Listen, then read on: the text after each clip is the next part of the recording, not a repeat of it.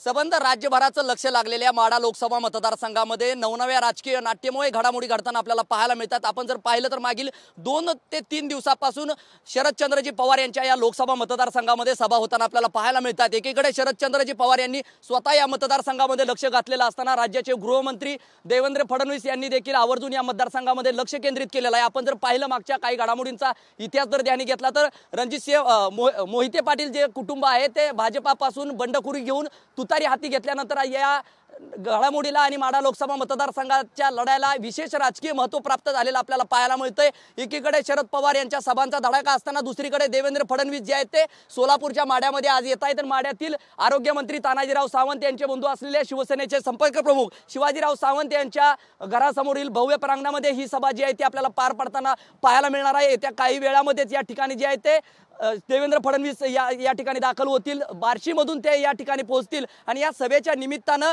या राजकीय घडामोडी असतील, विविध नाट्यमय घडामोडी आपल्याला आतापर्यंतच्या काळामध्ये पाहायला मिळालेले आहेत। रणजितसिंह नाईक निंबाळकर विरुद्ध धैर्यशील मोहिते पाटील असा हा जो दुरंगी लढत आहे, या लढ्याला देखील राजकीय महत्त्व प्राप्त झाल्यामुळे खुद्द दस्तूरखुद्द पंतप्रधान नरेंद्र मोदी यांची देखील उद्या सभा या सोलापूर आणि माळशिरस या ठिकाणी पार पडते। तत्पूर्वी देवेंद्र फडणवीस यांची या माढ्यामध्ये, सांगोला, अकलूज आणि बार्शीमध्ये जी आहे ती धाराशिव मतदारसंघाच्या संदर्भात या ठिकाणी सभा पार पडताना पाहायला मिळते। एकंदरीत देवेंद्र फडणवीस आणि शरदचंद्रजी पवार यांच्या राजकीय अस्तित्वाला असेल किंवा या दोघांसाठी देखील ही निवडणूक माढ्याची जी आहे ती प्रतिष्ठेची ठरणार आहे। दरम्यान या सभेला जे आहे ते माढ्यातील वाकामध्ये येत्या काही वेळामध्ये या ठिकाणी आपल्याला सुरुवात झालेली पाहायला मिळेल। या संदर्भात जर आपण अधिक माहिती जर देण्याचा प्रयत्न केला तर धवलसिंह मोहिते पाटील जे आहेत ते मोहिते पाटील कुटुंबातीलच असलेले आणि काँग्रेसचे जिल्हाध्यक्ष असलेले धवलसिंह मोहिते पाटील हे देखील भाजपामध्ये येण्याची जवळपास निश्चित झालेला आहे। त्यांच्या समर्थकांची देखील जे आहे ते अकलूजमध्ये